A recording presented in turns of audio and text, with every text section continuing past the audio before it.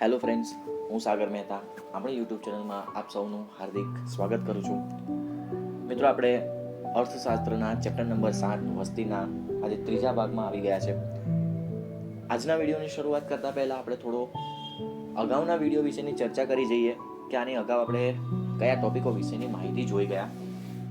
તો મિત્રો, આની પહેલા આપણે ભારત દેશની અંદર જે સ્ત્રી પુરુષનું પ્રમાણ છે, સ્ત્રીઓની સંખ્યાનું પ્રમાણ છે, દર 1000 પુરુષ હોય સ્ત્રીઓની સંખ્યાનું પ્રમાણ છે, એના વિશે આપણે માહિતી મેળવી ગયા કે ભારતમાં સ્ત્રીઓની સંખ્યા કેટલી છે અને ગુજરાતમાં સ્ત્રીઓની સંખ્યા કેટલી છે તેના વિશે થોડો પ્રાથમિક પરિચય મેળવી ગયા. ત્યાર પછીના સવાલમાં જોઈ ગયા કે ભારત દેશમાં વસ્તી વધવા પાછળના મુખ્ય કારણો કયા છે. તો બે મુખ્ય કારણો હતા, તો કે જન્મદર અને મૃત્યુદર. મિત્રો, માત્ર જન્મદર અને મૃત્યુદર એ વસ્તી વધારાનું સાચું કારણ ન કહી શકાય. સાચું કારણ કોને કહી શકાય? તો કે જો દેશમાં જન્મદર ઊંચો હોય પરંતુ એની સામે મૃત્યુદરનું પ્રમાણ ઓછું હોય તો દેશમાં વસ્તી વધારો થાય છે. બંનેનું પ્રમાણ એક સાથે વધુ હોય અથવા બંનેનું પ્રમાણ એક સાથે ઓછું હોય તો દેશમાં વસ્તીમાં વધારો થયેલો જોવા મળતો નથી. એની વ્યાખ્યા અને એના સૂત્ર વિશે પણ માહિતી જોઈ ગયા. તો કે જન્મદર એટલે શું? તો કે દર વર્ષે દર 1000 જીવતા જન્મતા બાળકોની સંખ્યાના પ્રમાણને જન્મદર કહે છે. એનું સૂત્ર પણ હતું. એવી રીતે મૃત્યુદરની વ્યાખ્યા શું હતી? તો કે દર વર્ષે દર 1000 મૃત્યુ પામતા વ્યક્તિઓની સંખ્યાના પ્રમાણને મૃત્યુદર કહે છે. આ બંને માહિતી વિશે આપણે પ્રાથમિક પરિચય મેળવી ગયા છે. તો આજે ત્યાર પછીના મુદ્દાઓ વિશે આપણે ચર્ચા કરીએ. તો વેરી મોસ્ટ આઈએમપી સવાલ, કેટલીક વાર 5 માર્ક્સમાં પણ આ સવાલ પૂછાય છે. સવાલ છે, ઊંચા જન્મદર માટેના કારણો સમજાવો. અથવા આ જ સવાલ બીજી રીતે પૂછી શકાય તો કે છે વિકાસશીલ દેશોમાં ઊંચા જન્મદર માટેના જવાબદાર પરિબળો સમજાવો. પ્રસ્તાવના અને વ્યાખ્યા લખવી જરૂરી છે મિત્રો, કારણ કે આ સવાલ 5 માર્ક્સમાં પૂછાય છે. આપણે આમાં લખ્યું છે અગાઉ મુજબ, તો કે પહેલા સવાલમાં આપણે જે પ્રાથમિક પરિચય જોઈ ગયા પ્રસ્તાવનામાં, એ સેમ ટુ સેમ એ જ ટોપિક અહીં તમે લખી શકો. વ્યાખ્યા, તો કે અગાઉ આપણે જન્મદરની વ્યાખ્યા જોઈ ગયા છે. શું હતી વ્યાખ્યા? તો કે હમણાં જ આપણે રિપીટ કરી ગયા કે જન્મદર એટલે, મારી સાથે સાથે તમારે પણ બોલતા જ જવાનું છે મનમાં, કે કોઈ એક વર્ષ દરમિયાન દર 1000 જીવતા જન્મતા બાળકોની સંખ્યાના પ્રમાણને જન્મદર કહે છે. ખ્યાલ આવશે? અને સાથે સાથે સૂત્ર પણ લખી દઈએ. તો સૂત્ર શું હતું? જન્મદર બરાબર વર્ષ દરમિયાન જીવતા જન્મતા બાળકોની સંખ્યા આખાના છેદમાં વસ્તી ગુણ્યા 1000 ગુણ્યા 100 નહીં, હા, ગુણ્યા 1000. કારણ કે જન્મદર એ ટકાવારી દર્શાવતું માપ નથી, માટે ગુણ્યા 100 નથી કરવાના. શું કરવાનું છે? ગુણ્યા 1000. કેમ 1000? તો કે દર 1000 વસ્તીએ આપણે આ પ્રમાણ નક્કી કરવાનું છે. ખ્યાલ આવ્યો? સવાલમાં આગળ જોઈએ તો કે ઊંચા જન્મદર માટેના પરિબળો કયા કયા છે? તો કે ઊંચા જન્મદર માટેના પરિબળોને આપણે એઝ અ વિશ્લેષણ તરીકે દર્શાવીએ તો ઊંચા જન્મદર માટેના મુખ્ય 3 પરિબળો. કેટલા પરિબળો છે? મુખ્ય 3 પરિબળો.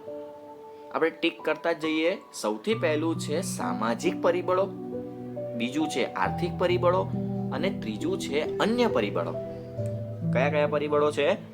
પહેલું સામાજિક પરિબળ, આર્થિક પરિબળ અને અન્ય પરિબળ.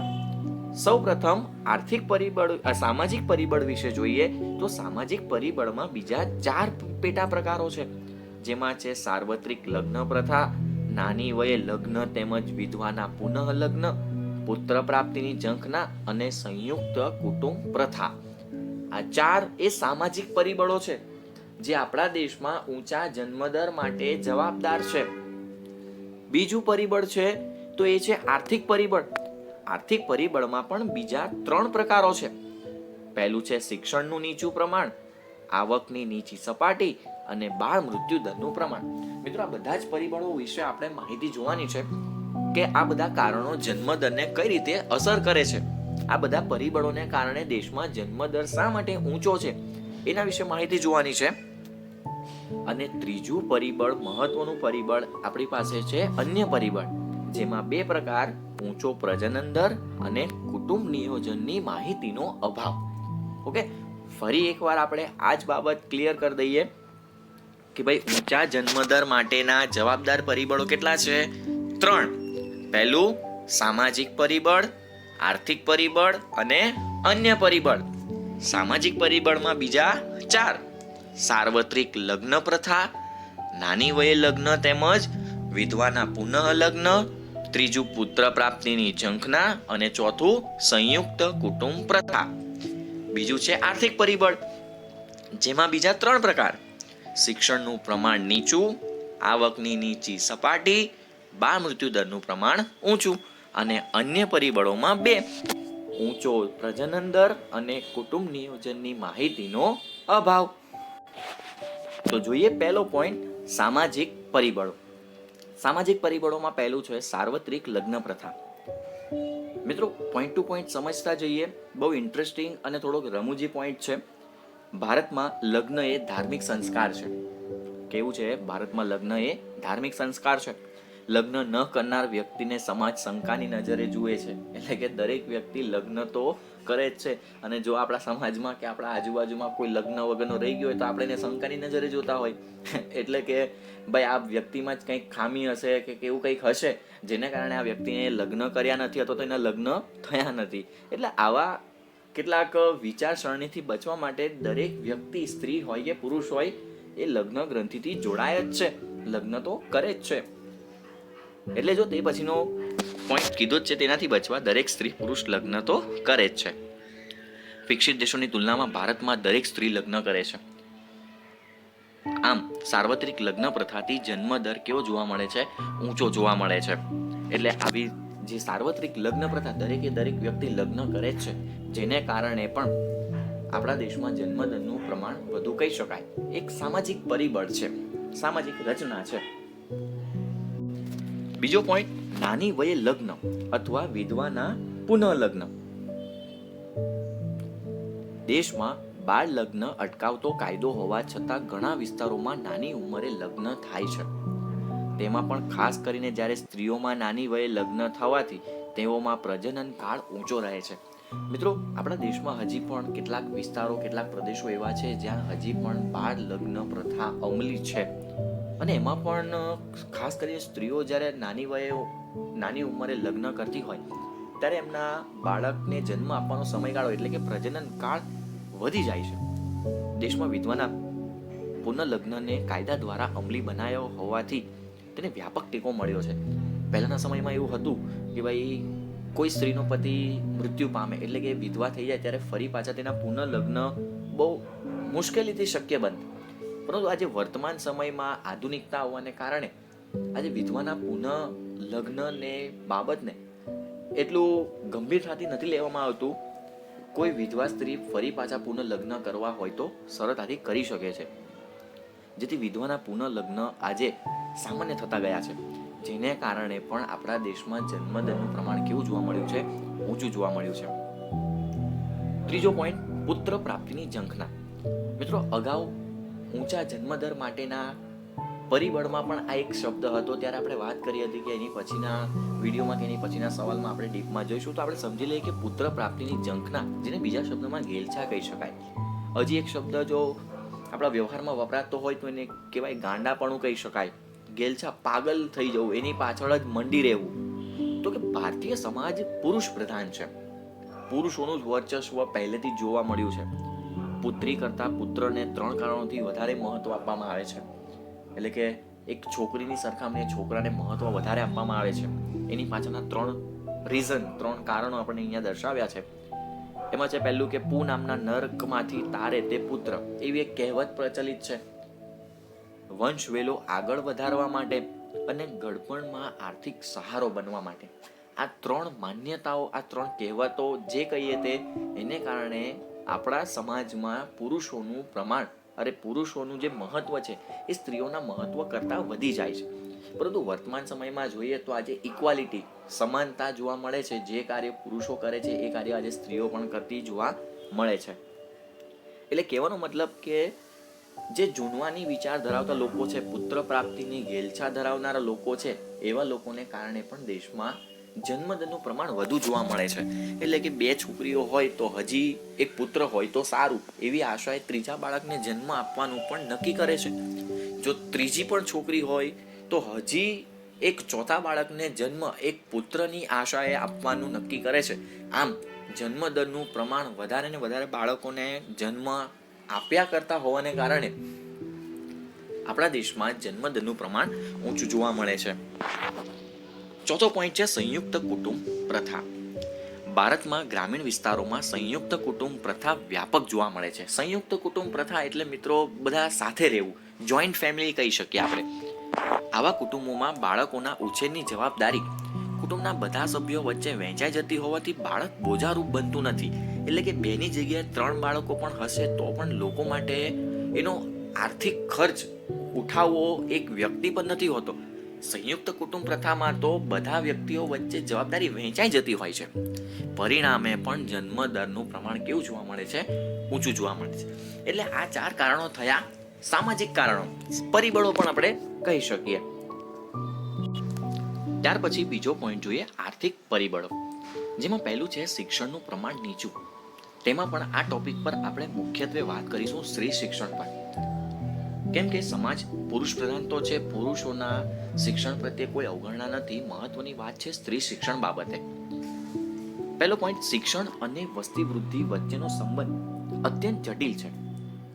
આ બાબત સ્ત્રી શિક્ષણને ખાસ લાગુ પડે છે કે જ્યાં શિક્ષણનું પ્રમાણ વધુ હશે ત્યાં વસ્તી વૃદ્ધિનો દર ઓછો હશે એવી માની શકાય. કઈ રીતે? તો કે જન્મ દરને નીચા લાવવા માટે સ્ત્રીઓમાં શિક્ષણનું પ્રમાણ વધે એ ખૂબ જરૂરી છે. કઈ રીતે? તો કે અપર્યાપ્ત શિક્ષણને અભાવે તેઓ નાના કુટુંબનું મહત્વ સમજી શકતા નથી. કે જો સ્ત્રી એક શિક્ષિત સ્ત્રી હશે તો એ હંમેશા ઓછા બાળકોને જન્મ આપવાનું જ પસંદ કરશે. જે સ્ત્રીનું શિક્ષણનું પ્રમાણ નીચું હશે તે નાના કુટુંબનું મહત્વ સમજી શકતી નથી. એક અહેવાલ પ્રમાણે એવું કહેવાય છે કે નિરક્ષર સ્ત્રીની તુલનામાં પ્રાથમિક શિક્ષણ મેળવેલી સ્ત્રીઓ ઓછા બાળકોને જન્મ આપવાનું પસંદ કરે છે. જેથી કહી શકાય કે દેશમાં નિરક્ષરતા અને અલ્પ શિક્ષણને કારણે જન્મ દર કેવો રહેવા પામ્યો છે? ઊંચો રહેવા પામ્યો છે. એટલે કે જો દેશમાં શિક્ષણનું પ્રમાણ વધી જાય, તેમાં પણ ખાસ કરીને સ્ત્રીઓના શિક્ષણમાં જો વધારો કરી દેવામાં આવે, વધારો થઈ જાય તો દેશમાં જન્મદરનું પ્રમાણ આપોઆપ નીચું આવી શકે છે. બીજો પોઈન્ટ છે આવકની નીચી સપાટી. નીચી આવકવાળા કુટુંબો માટે વધુ બાળકો એ જવાબદારી નહીં પરંતુ અસ્ક્યામત સમાન છે. મિત્રો આ એક ટોપિક ખાસ યાદ રાખીશું. કેટલીક વાર ટૂંકા સવાલોમાં પણ આ પૂછાતો હોય છે કે નીચી આવક એટલે કે ઓછી આવક ધરાવતા જે કોઈ કુટુંબો છે તેઓ પોતે એક માન્યતા ધરાવતા હોય છે કે આપણા માટે બાળક એ જવાબદારી નહીં પરંતુ આપણી એક અસ્ક્યામત એટલે કે મિલકત છે, ભવિષ્યની મિલકત છે. એક ગુજરાતી કહેવત પ્રમાણે જોઈએ તો જાજા હાથ રળિયામણા. કહેવત મુજબ બાળક ભવિષ્યમાં કુટુંબની આવકમાં વધારો કરશે તેવી અપેક્ષાઓ સેવવામાં આવે છે.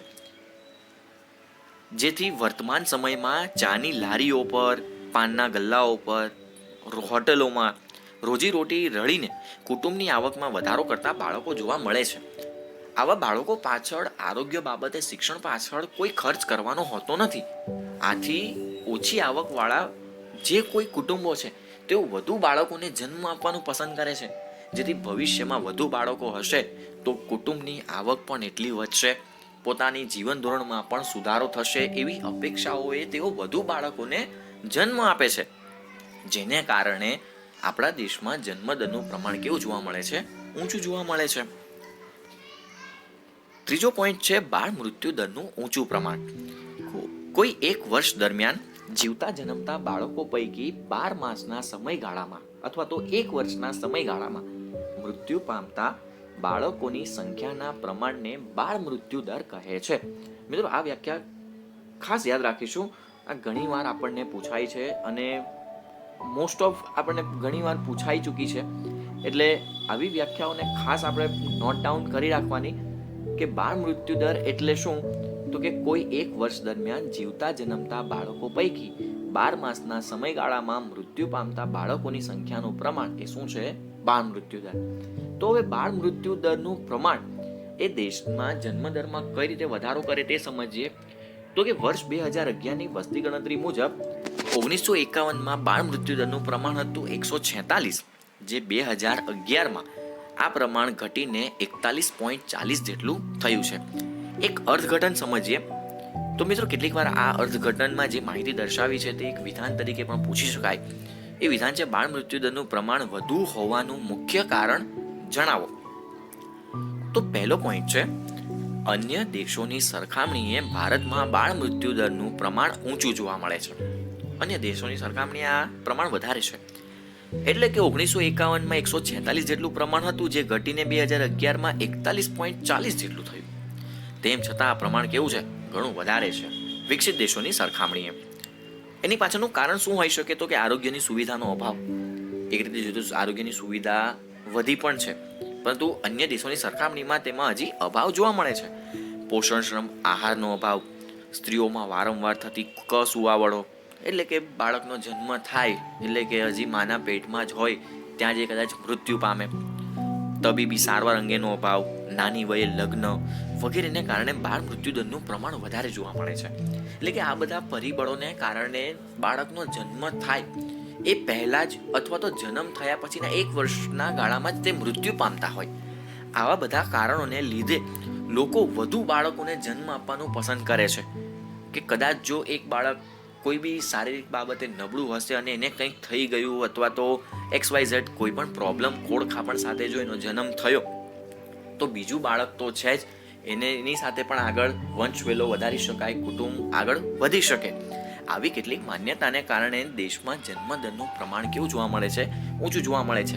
એટલે ઇન શોર્ટ કે જે કોઈ બાબત છે, મુખ્ય કારણ છે બાળ મૃત્યુદર પાછળના, એ કારણોને લીધે બાળ મૃત્યુદરનું પ્રમાણ ઊંચું છે. અને બાળ મૃત્યુદરનું કારણ ઊંચું હોવાને કારણે લોકો વધુ બાળકોને જન્મ આપે છે અને દેશનો જન્મદરનું પ્રમાણ ઊંચું જાય છે. એટલે આ થયા આર્થિક પરિબળો. ત્રીજો પોઈન્ટ જોઈએ, અન્ય પરિબળો. અન્ય પરિબળોમાં પહેલું છે ઊંચો પ્રજનન દર. હવે સૌથી પહેલા તો પ્રજનન દર એટલે શું તેની વ્યાખ્યા સ્પષ્ટ કરી દઈએ તો કે વર્ષ દરમિયાન 15 થી 49 વર્ષની વયની દર 1000 સ્ત્રીઓની કુખે જીવતા જન્મતા બાળકોની સંખ્યાને પ્રજનન દર કહે છે. આ બાબત ખાસ યાદ રાખવાની છે. જે મહત્વની બાબત છે તે વ્યાખ્યામાં આવવી જોઈએ. પહેલું છે 15 થી 49 વર્ષની વય, દર 1000 સ્ત્રીઓએ ની કુખે જીવતા જન્મતા બાળકોની સંખ્યાને શું કહી શકાય? પ્રજનન દર કહે છે.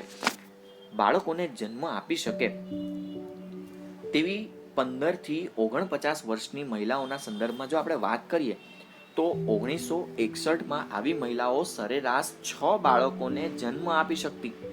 કેટલા બાળકોને? તો કે 6 બાળકોને જન્મ આપી શકતી, જે 2011માં ઘટીને સરેરાશ 3 બાળકોને જન્મ આપી શકે છે. તેમ છતાં આ પ્રમાણ થોડું વધારે કહેવાય. અન્ય દેશોની સરખામણીએ આ પ્રમાણ કેવું કહેવાય? થોડું વધારે કહેવાય, જેને કારણે પણ દેશમાં જન્મદરનું પ્રમાણ ઊંચું જોવા મળે છે. આગળ, મહિલાઓમાં પ્રજનન દર ઊંચો હોવાથી મુખ્યત્વે 2 જવાબદાર પરિબળ હોઈ શકે. કે મહિલાઓમાં પ્રજનન દર કેમ ઊંચો હોય છે? તો પહેલું તો કે નાની વયે લગ્ન. કે નાની વયે લગ્ન થઈ જવાથી સ્ત્રીઓમાં માતૃત્વ ધારણ કરી શકવાનો સમયગાળો કેવો થઈ જાય? તો કે વધી જાય છે. એટલે કે 18 વર્ષની ઉંમરે જો લગ્ન કરી દેવામાં આવે અથવા તો એનાથી ઓછી ઉંમરે લગ્ન કરી દેવામાં આવે અને કોઈ એક સ્ત્રી છે જેનો 25 વર્ષે લગ્ન કરી દેવામાં આવે તો આ બંને વચ્ચે માતૃત્વ ધારણ કરવાનો સમયગાળો ખૂબ લાંબો થઈ જતો હોય છે. બીજો પોઈન્ટ છે માતૃત્વ ધારણ કરી શકે તેવી મહિલાઓમાં, કે જે જન્મ આપી શકતી હોય બાળકને, એવી મહિલાઓમાં અપરિણિત મહિલાઓનું પ્રમાણ ખૂબ ઓછું જોવા મળે છે. કે દરેક સ્ત્રીઓ લગ્ન કરે છે એટલે કે અપરિણિત મહિલાઓનું પ્રમાણ ખૂબ ઓછું હોવાને કારણે પણ દેશમાં જન્મદરનું પ્રમાણ વધુ જોવા મળે છે. બીજો પોઈન્ટ છે કુટુંબ નિયોજન અંગેની માહિતીનો અભાવ. આયોજિત માતૃત્વ અને પિતૃત્વ દ્વારા કુટુંબને સમજપૂર્વક મર્યાદિત રાખવું અને 2 બાળકો વચ્ચે સમય મર્યાદા નક્કી કરવી એટલે કુટુંબ નિયોજન કહી શકાય. આ વ્યાખ્યા મિત્રો ખાસ યાદ રાખવાની છે. ઘણીવાર આપણને પૂછાય છે પરીક્ષામાં. ફરી એકવાર, આયોજિત માતૃત્વ અને પિતૃત્વ દ્વારા કુટુંબને સમજપૂર્વક શું રાખવાનું છે? મર્યાદિત રાખવું અને 2 બાળકો વચ્ચે યોગ્ય સમય મર્યાદા નક્કી કરવી એટલે કુટુંબ નિયોજન. વ્યાપક ગરીબી, સામાજિક રીત રિવાજો તથા ધાર્મિક માન્યતાઓને કારણે કુટુંબ નિયોજનમાં અવરોધો ઊભા થાય છે. કે કેટલીક ગરીબીનું પ્રમાણ પણ એટલું છે વધારે, એટલે કુટુંબના સભ્યો વધુ બાળકોને જન્મ આપવાનું પસંદ કરતા હોય. સામાજિક રીત રિવાજો છે, કેટલીક માન્યતાઓ છે, કેટલીક પરંપરાઓ છે, જેને કારણે પણ લોકો કુટુંબ નિયોજનનું મહત્વ નથી સમજી શકતા, જેને કારણે દેશમાં જન્મદરનું પ્રમાણ ખૂબ ઊંચું જોવા મળે છે. એટલે આ થયું દેશમાં ઊંચા જન્મદર માટેના કારણો. મુખ્ય 3 પરિબળો છે: સામાજિક પરિબળ, આર્થિક પરિબળ અને અન્ય પરિબળ. મિત્રો, એવો જ અને મહત્વનો સવાલ બીજો જો એના અથવામાં પૂછવો હોય, ઊંચા જન્મદરના અથવામાં કોઈ 5 માર્ક્સમાં કે 3 માર્ક્સમાં સવાલ પૂછવો હોય, તો એવો સવાલ છે એ છે નીચા મૃત્યુદર માટેના કારણો. જન્મદર ઊંચો અને મૃત્યુદર નીચો, કે દેશમાં નીચા મૃત્યુદર પાછળના કારણો કયા કયા છે? નીચા મૃત્યુદર માટે જોઈએ આપણે સૌથી પહેલા, તો પહેલાના સમયમાં ઊંચા મૃત્યુદર માટેના કારણો કયા કયા હતા? તો કે જીવન ધોરણ ઓછું હતું, રોગચાળો હતો, દુષ્કાળ હતું. આવું કેટલીક વાર ટૂંકા સવાલમાં પૂછાય, એટલે અહીં આપણે રજૂ કરી દીધું છે. એટલે મિત્રો, આ બાબત ખાસ ધ્યાન રાખજો કે કેટલીક વાર જો પૂછાય તો કે પહેલાના સમયમાં મૃત્યુદર કેમ ઊંચો હતો, હાલમાં કેમ નીચો છે, તો કે પહેલાના સમયમાં લોકોનું જીવન ધોરણ નીચું હતું, વારે વારે દુષ્કાળો પડતા, રોગચાળો એટલો હતો, એના નિયંત્રણ માટે કોઈ રસીઓ નહીં હતી, આધુનિક ટેકનોલોજી ન હતી, એટલે મૃત્યુદર ઊંચો જોવા મળતો. પરંતુ વર્તમાનમાં તો લોકોનું જીવન ધોરણ પણ સુધરી ગયું છે, રોગચાળા પર બી નિયંત્રણ આવી ગયો છે, દુષ્કાળ પર બી અંકુશ આવી ગયો છે, કેટલીક કુદરતી આપત્તિઓ પર પણ આપણે નિયંત્રણ લાવી શક્યા છીએ, જેને કારણે આજે મૃત્યુદરનું પ્રમાણ નીચું થઈ ગયું છે. 5 માર્ક્સમાં જો સવાલ પૂછાતો હોય તો આપણે એની વ્યાખ્યા અને સૂત્ર દ્વારા શરૂઆત કરી શકાય. તો ફરી એકવાર મૃત્યુદરની વ્યાખ્યા શું હતી મિત્રો? યાદ કરવાની કોશિશ કરો. હા, ઓકે, ચાલો આપણે જોઈએ કે મૃત્યુદર એટલે શું. તો કે વર્ષ દરમિયાન દર 1000 પુરુષોએ મૃત્યુ પામતા વ્યક્તિઓની સંખ્યાના પ્રમાણને શું કહી શકાય? મૃત્યુદર. એનું સૂત્ર શું હતું? મૃત્યુદર બરાબર વર્ષ દરમિયાન મૃત્યુ પામતા વ્યક્તિઓની સંખ્યાના પ્રમાણને વ્યક્તિઓની સંખ્યાના છેદમાં વસ્તી, દેશની કુલ વસ્તી ગુણ્યા 100 નહીં 1000. ઓકે, તો જોઈએ આપણે નીચા મૃત્યુદર માટેના કારણો કયા છે. તો કે નીચા મૃત્યુદર માટેના મુખ્ય 4 કારણો છે. કેટલા કારણો છે? 4 કારણો છે. પહેલું છે જીવન ધોરણમાં સુધારો, રોગચાળા પર નિયંત્રણ, દુષ્કાળ પર અંકુશ અને કુદરતી આપત્તિઓ સામે રક્ષણ. આ બધી જ બાબતોમાં સુધારો થવાને કારણે આપણા દેશમાં આજે મૃત્યુદરનું પ્રમાણ નીચું થઈ ગયું છે. જોતા જઈએ તો સૌથી પહેલું છે જીવન ધોરણમાં સુધારો. આર્થિક વિકાસને કારણે લોકોની આવક વધવાથી જીવન ધોરણમાં સુધારો થયો છે, કે દેશનો દિવસે દિવસે આર્થિક વિકાસ થતો જાય છે, જેને કારણે લોકોના જીવન ધોરણમાં પણ શું થયો છે? સુધારો થયો છે. દેશમાં લોકો પહેલા કરતા હવે સારી ગુણવત્તાવાળું અનાજ, રહેઠાણની સુવિધા, આરોગ્યની જાળવણી અને પૂરતું શિક્ષણ પ્રાપ્ત કરતા થઈ ગયા છે. પોતાના આરોગ્ય પ્રત્યે પણ એ લોકો સભાન થઈ ગયા છે, જેને કારણે આપણા દેશમાં મૃત્યુદરનું પ્રમાણ કેવું થઈ ગયું છે? નીચું થઈ ગયું છે. પહેલાની સરખામણીએ હવે લોકોનું જીવન ધોરણ સુધરવા લાગ્યું છે. બીજો પોઈન્ટ છે રોગચાળા પર નિયંત્રણ. 20મી સદીની શરૂઆતમાં દેશમાં ક્ષય, મેલેરિયા, પ્લેગ, શીતળા જેવા જીવલેણ રોગોને કારણે લોકોમાં મૃત્યુદરનું પ્રમાણ કેવું હતું? ખૂબ ઊંચું જોવા મળતું. પરંતુ 20મી સદીના અંત સુધીમાં વિકાસને પરિણામે મેડિકલ ક્ષેત્રએ અદ્ભુત પ્રગતિ સાધી, તેમજ રોગ પ્રતિકારક રસીઓની શોધ થવાથી ઉપરયુક્ત રોગો પર નિયંત્રણ મૂકવામાં આપણે સફળ થઈ ગયા છે. કે પહેલાના સમયમાં તો જીવલેણ રોગો હતા, જેને કારણે લોકો ઝડપથી મૃત્યુ પામતા, પરંતુ હવે તો 20મી સદીના અંત સુધીમાં તો આવી બધી ઘણી રસીઓની શોધ થઈ ગઈ છે. આવા જીવલેણ રોગો પર નિયંત્રણ આવી ગયું છે, જેને કારણે હવે મૃત્યુદરનું પ્રમાણ શું થઈ ગયું છે? ઘટી ગયું છે. ત્રીજો પોઈન્ટ છે દુષ્કાળ પર અંકુશ. એને વાહન વ્યવહારમાં વધારો પણ કહી શકાય. એ મુદ્દામાં જોઈએ તો કે વિજ્ઞાન અને ટેકનોલોજીના કારણે દુષ્કાળ પર અંકુશ આવ્યો છે, જેથી ભૂખમરાને કારણે થતા મૃત્યુને આપણે ટાળી શક્યા છીએ. 1966થી હરિયાળી ક્રાંતિ થવાથી દેશમાં અનાજના પુરવઠામાં પણ નોંધપાત્ર વધારો થયો છે, જેથી છતવાળા વિસ્તારોમાંથી અનાજનો પુરવઠો આપણે સરળતાથી પહોંચાડતા થઈ ગયા છે. કે જે વિસ્તારોમાં પહેલા અનાજની અછતો હતી, એ વિસ્તારોમાંથી હવે અનાજનો પુરવઠો, જે વિસ્તારોમાં અનાજની અછત છે ત્યાં આપણે સરળતાથી પહોંચાડતા થઈ ગયા છીએ. તેથી માનવીને ભૂખમરાને કારણે મોતના મુખમાં જતો આપણે બચાવી શક્યા છીએ, જેને કારણે પણ દેશમાં મૃત્યુદરનું પ્રમાણ કેવું થયું છે, ઘટ્યું છે. એટલે મિત્રો, વાહન વ્યવહારનો શબ્દ એ જ કે ભાઈ જ્યાં જ્યાં જરૂર છે, જે વસ્તુની આપણે હવે સરળતાથી એક જગ્યાએથી બીજી જગ્યાએ ખૂબ ઝડપથી પહોંચાડતા થઈ ગયા છીએ. ચોથો પોઈન્ટ છે કુદરતી આપત્તિઓ સામે રક્ષણ. દેશમાં પહેલા ધરતીકંપ, વાવાઝોડું, પૂર, અતિવૃષ્ટિ, અનાવૃષ્ટિ વગેરે જેવી કુદરતી આપત્તિઓ જોવા મળતી, જેથી દેશમાં મૃત્યુદરનો આંક કેવો જોવા મળતો, ઊંચો જોવા મળતો હતો. પરંતુ આજે દેશના કોઈ પણ વિસ્તારમાં કુદરતી આપત્તિ સર્જાય તો ઝડપથી વાહન વ્યવહાર અને સંદેશા વ્યવહારની સુવિધા દ્વારા આપણે તાત્કાલિક અનાજ, દવાઓ અને પ્રાથમિક જરૂરિયાતો માનવતાની દ્રષ્ટિએ પહોંચાડતા થઈ ગયા છે, જેને કારણે મૃત્યુ પામતા લોકોની સંખ્યામાં આજે ઘટાડો થઈ ગયો છે. પહેલાના સમયમાં તો આવી કોઈ સુવિધાઓ હતી નહીં, જેને કારણે આપણે લોકોને મૃત્યુ પામતા બચાવી શકતા ન હતા. પરંતુ આજે આધુનિક ટેકનોલોજી આપણી પાસે એટલી સારી થઈ ગઈ છે કે લોકોને આપણે સરળતાથી બચાવી શક્યા છે, જરૂરિયાત વસ્તુઓ આપણે પહોંચતી કરી શક્યા છીએ. એટલે આ થયું નીચા મૃત્યુદર માટેના કારણો કે શા માટે દેશમાં મૃત્યુદરમાં ઘટાડો થયો છે. અને ત્યાર પછીનો એક મહત્વનો સવાલ, અને આ ચેપ્ટરનો છેલ્લો સવાલ મિત્રો, વસ્તી નિયંત્રણના ઉપાયો સમજાવો.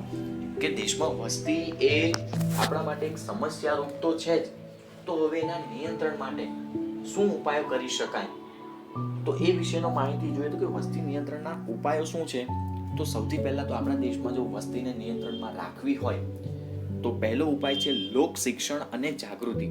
કે લોકોમાં શિક્ષણનું પ્રમાણ વધશે તો જ આપણા દેશની વસ્તીમાં સીધો ફરક પડશે. કારણ કે સ્ત્રી શિક્ષણમાં જો ફેરફાર થાય તો એક કહેવત મુજબ અથવા તો એક માન્યતા મુજબ, એક અભિપ્રાય મુજબ એવું કહી શકાય કે પ્રાથમિક શિક્ષણ મેળવી સ્ત્રી ઓછા બાળકને જન્મ આપવાનો પસંદ કરે છે. તો જો સ્ત્રીઓમાં શિક્ષણનું પ્રમાણ વધશે તો આપોઆપ દેશનો જન્મદરનું પ્રમાણ કેવું આવવાનું, નીચું આવવાનું. કુટુંબ નિયોજન કાર્યક્રમની અસરકારકતા, મહિલાઓની લગ્ન વય અને દરજ્જામાં વધારો કરવો, પ્રોત્સાહનો અને બિન પ્રોત્સાહનો આપવા, અને તબીબી સેવાઓનો વ્યાપ અને તેની અસરકારકતામાં વધારો કરવો. તો જોતા જઈએ આપણે એ બધા બાબતો વિશે જોતા જઈએ. તો પહેલો પોઈન્ટ છે લોક શિક્ષણ અને જાગૃતિ. જન્મદરને નીચો લાવવા માટે નાના કુટુંબનું મહત્વ લોકો સુધી પહોંચે એ ખૂબ જરૂરી છે. તે માટે લોકોમાં શિક્ષણનો પ્રચાર કરવો જોઈએ. ખાસ કરીને સ્ત્રી શિક્ષણની બાબતમાં સમાજ વધુ જાગૃત થાય તે ખૂબ જરૂરી છે. કારણ કે પુરુષોની બાબતમાં તો શિક્ષણનું પ્રમાણ સારું એવું વધ્યું છે જ, જરૂરી છે તો એ સ્ત્રી શિક્ષણમાં વધારો કરવાની, ખાસ કરીને સ્ત્રીઓના શિક્ષણ બાબતે સમાજે વધારે જાગૃત થવાની જરૂર છે. શાળા કોલેજોમાં નિષ્ણાત વ્યક્તિઓના વ્યાખ્યાન, નાટક, અભિનય, ગીતો વગેરે દ્વારા પણ જાગૃતિ આપણે લાવી શકીએ છીએ. એક વસ્તી શાસ્ત્રીના મત મુજબ શિક્ષણ એ સંતતિ નિયમનનું એક શ્રેષ્ઠ સાધન છે. કે જો દેશમાં વસ્તીને નિયંત્રણમાં લાવવી હોય તો શિક્ષણ જ એક એવું સારું સાધન છે. જો એજ્યુકેશન હશે, શિક્ષણ હશે તો લોકો નાના કુટુંબનું મહત્વ સમજી શકશે. એક બાળકનો સર્વાંગી વિકાસ કેવી રીતે કરી શકાય વધુ બાળકોની સરખામણીએ તેનું મહત્વ સમજી શકશે. એટલે દેશમાં વસ્તી નિયંત્રણ માટે લોક શિક્ષણ અને જાગૃતિ કરવી રહી. બીજો પોઈન્ટ છે કુટુંબ નિયોજન કાર્યક્રમની અસરકારકતા. કે કુટુંબ નિયોજનની જે કાર્યક્રમ છે તે લોકો સુધી પહોંચાડવો જોઈએ અને તેની અસરકારકતામાં વધારો થાય એવા પ્રયત્ન કરવા જોઈએ. કુટુંબ નિયોજનના કાર્યક્રમને વધુ અસરકારક બનાવવા માટે લોક શિક્ષણની સાથે સાથે કુટુંબ નિયોજનની સેવા અને સવલતોમાં પણ વધારો કરવો જોઈએ. સંતતિ નિયમનના સાધનો સાદા, સસ્તા અને સુલભ મળી રહે તેવી વ્યવસ્થા કરવી જોઈએ. અનૈચ્છિક ગર્ભધારણને અટકાવવા માટે અન્ય સલામત પદ્ધતિઓ પર પણ ભાર આપવો જોઈએ. ઓકે. ત્રીજો પોઈન્ટ છે મહિલાઓની લગ્ન વય અને દરજ્જામાં વધારો. લગ્ન માટેની વયના કાયદા દ્વારા વધારો કરી ખાસ મહિલાઓ માટે લગ્ન વય વધારીને જન્મ દરમાં ઘટાડો લાવી શકાય. વર્ષ 2000ની વસ્તી નીતિમાં મહિલાઓ માટે લગ્નની 18 વર્ષની વયના સ્થાને શક્ય હોય તો 20 વર્ષ થાય તેવા પ્રયત્ન કરવા જોઈએ. તેનાથી ફાયદો શું થશે તો કે તેનાથી પ્રજનન કાળ સ્ત્રીઓમાં જે હશે તે ઓછો થઈ જશે. સમાજમાં સ્ત્રીઓના દરજ્જામાં પણ શું કરવો જોઈએ? વધારો કરવો જોઈએ, જે પણ જન્મદર ઘટાડી શકે છે. એટલે કે શિક્ષણ અને રોજગારીમાં સમાન તક આપવામાં આવે તો આવી સ્ત્રી પોતાના કુટુંબ ઉપર કુટુંબને સીમિત રાખે છે. કે શિક્ષણ અને રોજગારીની તક છે, સ્ત્રીને પણ રોજગારી મેળવવાનો પૂરેપૂરો હક છે, તો તે ઓછા બાળકોને જન્મ આપવાનું જ પસંદ કરે છે. ચોથો પોઈન્ટ છે મિત્રો, પ્રોત્સાહનો અને બિન પ્રોત્સાહનો. તો કે સરકાર તરફથી કેટલાક પ્રોત્સાહનો પણ આપવામાં આવે છે. જેમ કે સરકાર તરફથી આપવામાં આવતા પ્રોત્સાહનો અને બિન પ્રોત્સાહનો કુટુંબ નિયોજનમાં અગત્યનો ભાગ ભજવે છે. જેમ કે વંધ્યીકરણનું ઓપરેશન, જેને આપણે નસબંધી કહીએ છીએ, કરાવનાર દંપતીને સરકાર તરફથી કેટલાક આર્થિક વળતરો આપવામાં આવે છે. વસ્તી વધારાને અટકાવવા માટે ચીને બિન પ્રોત્સાહનજનક પગલાઓનો એક દાખલો આપણા વિશ્વ સમક્ષ મૂક્યો છે. એટલે કે 2 બાળકવાળા દંપતીના મહત્વના લાભો પાછા ખેંચી લેવામાં આવે છે. જોકે થોડા સમયથી તેમાં કેટલીક છૂટછાટો આપવામાં આવી છે. ભારતમાં પ્રોત્સાહનજનક પગલાઓ છે, જ્યારે ચીન ને એવા દેશોમાં જ્યાં વસ્તીનું પ્રમાણ વધારે છે ત્યાં બિન પ્રોત્સાહનજનક પગલાઓ દ્વારા પણ વસ્તી નિયંત્રણ લાવવા માટેના ઉપાયો અથવા તો રસ્તાઓ શોધી કાઢવામાં આવ્યા છે. ત્યાર પછી 5મો પોઈન્ટ છે તબીબી સેવાઓનો વ્યાપ અને તેની અસરકારકતામાં વધારો.